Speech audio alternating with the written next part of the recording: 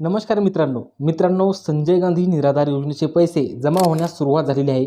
ज्यामध्ये अपंग लाभार्थी असतील त्यांच्यासाठी 2500 रुपये व जे इतर लाभार्थी असतील त्यांच्यासाठी 1500 रुपये हे जमा होण्यास सुरुवात झालेली आहे।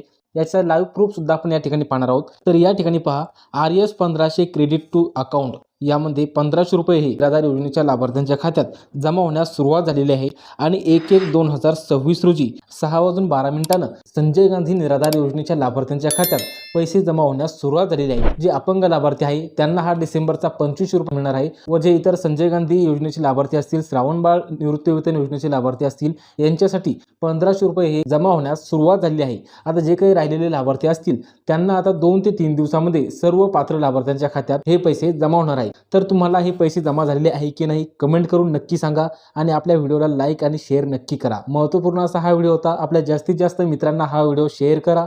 धन्यवाद।